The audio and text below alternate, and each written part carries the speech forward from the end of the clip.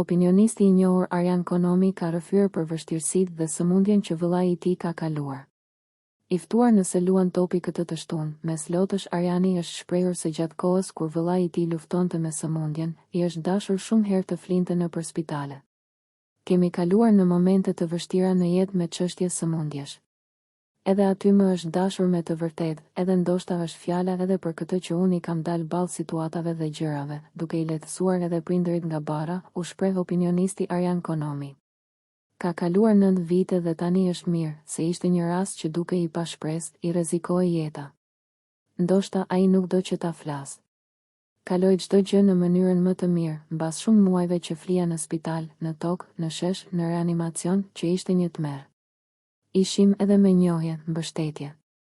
Ndërkohë mjekët më thonin që duhet të shohësh mamin se mos i ndodh gjë. Më pas shkuam jashtë me një rrezik, edhe vëllai është i shëndoshë mirë, tha opinionisti.